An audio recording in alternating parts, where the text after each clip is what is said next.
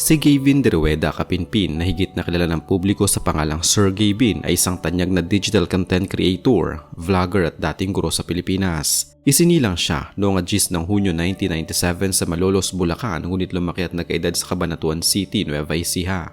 Ang kanyang mga magulang ay sina Pedro Diaz Capinpin na pumanaw noong taong 2021 at si Elizabeth Reyes de Rueda. Si Gavin ang pinakamatandang anak sa kanilang magkakapatid at kasama niya sa kanyang paglaki ang kanyang mga kapatid na sina Kelzy, Allen at Kalu Capinpin. Nagtapos siya ng kanyang pag-aaral sa Nueva Ecija University of Science and Technology at nagpatuloy sa Pinma Arroyo University kung saan hindi lamang siya nag-aral kundi naglingkod din bilang isang professional na guro. Ang karanasan niyang ito sa larangan ng edukasyon ang naging dahilan kung bakit tinawag siyang Sir ng kanyang mga taga-subaybay sa internet. Ang pagsisimula ng kanyang karera sa mundo ng vlogging ay nagugat sa kanyang labis na paghanga sa sikat na content creator na si Kong TV. Dahil sa inspirasyong dulot nito, sinimulan ni Gavin ang paggawa ng sarili niyang mga video noong mga huling bahagi ng taong 2019 at unang bahagi ng taong 2020. Sa panahon kung kailan nagsisimula pa lamang lumaganap ang pandemya, ang kanyang mga unang gawa ay nakafocus sa mga simpleng pranks, nakatutuwang hamon at pagpapakita ng natural na takbo ng buhay ng kanilang lalawigan kasama ang kanyang buong pamilya. Formal niyang binuo ang grupong Capinpin Brothers kasama ang kanyang mga kapatid at mabilis na nakakuha ng atensyon ng kanilang mga video dahil sa natural na komedya at malapit na ugnayan ng pamilya. Ang paggamit niya ng estilong malapit sa masa at ang kanyang pagiging natural sa harap ng kamera ang naging susi upang mabilis siyang makilala ng mga manonood sa Facebook, YouTube at TikTok. Narating ni Gavin ang rurok ng kanyang kasikatan sa pagitan ng mga taong 2021 at 2024 kung kailan umabot sa mahigit 23 milyong subscribers o followers ang kanyang naitala sa iba't ibang mga plataforma ng social media.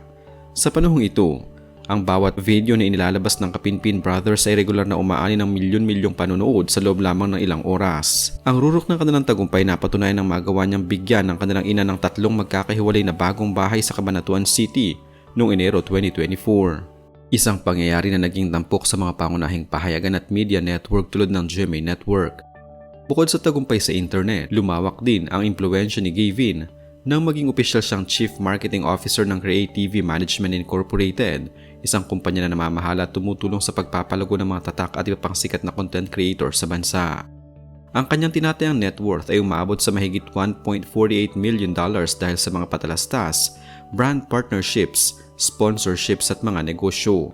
Sa kabila ng napakalaking tagumpay, hindi naiwasan ni Gavin ang mga matitinding issue at kontrobersya na unti-unting yumanig sa kanyang karera. Noong una, inamin ng Capinpin Brothers ng ilan sa kanilang mga naunang prank videos ay mga script at pinagplanuhan na nagdulot ng pagkadismaya sa ilang mga tagahanga na naghahanap ng katotohanan.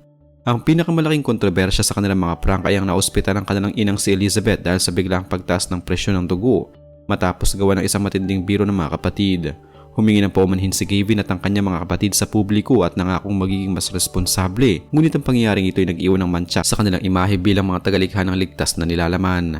Ang unti-unting pagbabago ng interes ng mga tao at ang pagdami ng mga bagong vlogger ay naging dahilan din ng dahan-dahang pagbaba ng antas ng kanyang kasikatan mula sa dating rurok nito. Ang buhay pag-ibig ni Gavin ay isa rin sa mga pinakatampok na bahagi ng kanyang karera na dumaan sa matinding krisis sa harap ng publiko. Sa loob ng 7 taon, naging katuwang niya sa buhay at paggawa ng nilalaman ng kanyang kasintahan na si Elma Abesamis Asagra, na kilala ng mga tagahanga bilang si Ma'am Elma. Ang kanilang relasyon, na kilala sa tawag na tambalang Elga, ay tinuturing ng marami na isa sa mga pinakamatatag sa mundo ng internet dahil magkasama nilang itinaguyod ang kanilang mga pangarap mula sa simula. Sila ay madalas na nagpapakita ng magkasama sa mga vlogs, naglalakbay sa iba't ibang bansa at nagbabahagi ng mga plano para sa kanilang hinaharap at pagpapakasal. Walang opisyal na asawa o anak si Gavin, kaya naman ang relasyon nila ni Elma ay tinuturing ng publiko na pinakamalapit sa isang pamilya at ang kanilang mga taga-suporta ay umaasa na ang dalawa ay magkakatuluyan sa huli. Nainig ang internet noong 2 ng Hunyo 2026 nang maglabas ng isang biglaang pahayag ang mga kapatid ni Gavin na sina Kelzy, Allen at Kalu kasama si Elma na nag-aanunsyo na isinugod sa ospital ang vlogger. Ayon sa opisyal na ulat, nakita si Gavin ang kanyang pamilya na nasa loob ng isang silid na nakatulala, nahihirapang huminga, tumitirik ang mga mata at tuluyang nanigas ang buong katawan. Agad siyang dinala sa pinakamalapit na pasilidad ng kalusugan upang masuri at mabigyan ng paunang lunas ng mga doktor.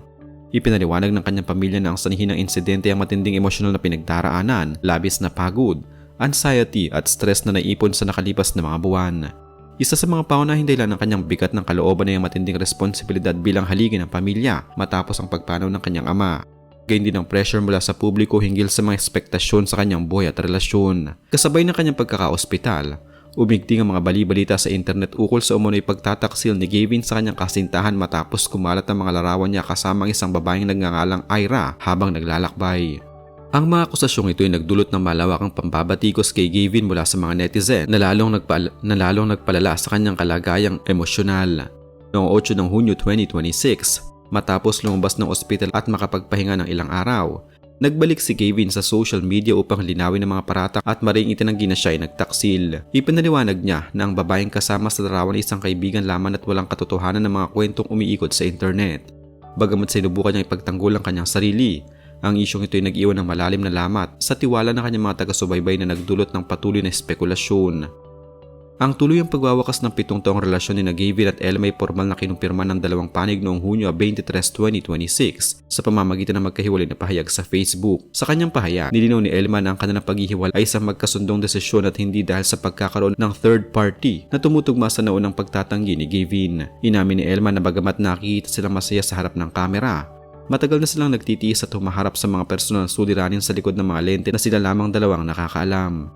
Idinagdag pa niya na dumating ang punto na hindi na nila nararamdaman ang parehong antas ng pagmamahal sa isa't isa at napagpasya nilang mas mabuting palayain ang bawat isa kaysa magkunuring maayos ang lahat. Nagpapasalamat ang dalawa sa 7 taon ng paglago, pagtupad ng mga pangarap at sa pagsuportang ibinigay ng kanilang komunidad sa buong panahon ng kanilang pagsasama. Matapos ang sunod-sunod na krisis sa kalusugan at personal na relasyon, nagpasya si Gavin na pansamantalang lumayo sa tradisyonal na paggawa ng vlogs upang mag-focus sa kanyang ganap na paggaling. Ang kanyang personal na buhay sa kasalukuyan na nakatuon sa pagbawi ng kanyang lakas, kapayapaan ng isip at pag-aalaga sa kanyang mental health na labis na naapektuhan ng mga nagdaang kontrobersya. Siya ay nananatili sa kanilang pamilyang tahanan sa Cabanatuan City kung saan kasama niyang kanyang ina at mga kapatid na nagbigay sa kanya ng suporta sa panahong ito ng transisyon. Ang kanyang pagliban sa madalas na pag-post ng mga video ay isang hakbang upang bigyan ng sarili ng spasyo na malayo sa mapanghusgang mata ng publiko at upang ayusin ang pribadong usapin ng kanilang pamilya. Ginamit niya ang kanyang posisyon bilang Chief Marketing Officer ng Creative Management Incorporated upang ipagpatuloy ang kanyang trabaho sa paggabay sa mga bagong content creators at pagbuo ng mga estratehiya para sa mga malalaking kumpanya. Ang gawain ito ay nagbibigay sa kanya ng pagkakataon na manatiling produktibo sa industriya ng digital marketing nang hindi na kinakailangang ilantad ang kanyang pribadong buhay sa social media araw-araw. Ang kanyang paglipat mula sa pagiging isang pampublikong figura tungo sa isang corporate leader ay nagpapakita ng bagong direksyon ng kanyang karera. Ang kwento ng buhay ni Gavin de Rueda Capinpin ay isang malinaw na patunay ng pabago-bagong kalikasan ng kasikatan at tagumpay sa modernong panahon ng teknolohiya. Mula sa kanyang simpleng simula bilang isang guro sa Nueva Ecija hanggang sa pagiging isang pinakamalaking pangalan sa mundo ng vlogging sa Pilipinas, ipinakita niya ang kalayaan ng isang individual na magbago ng buhay sa pamamagitan ng pagiging malikhain. Gayunpaman, ang mga pagsubok sa kalusugan, ang pagkasira ng 7 taong relasyon at ang kontrobersyang kanyang dinaan ay nagpapaalala ng mga sikat na personalidad ay may mga kahinaan at totoong suliranin din sa likod ng mga ngiti sa kamera. Sa kasalukuyan, ang kanyang pagtuon sa personal na kapakanan at profesional na pamamahala sa likod ng eksena ay nagmamarka ng isang bagong yugto ng kanyang buhay, isang yugto na naghahanap ng balanse sa pagitan ng tagumpay sa karera at ng tunay na kapayapaan sa sarili.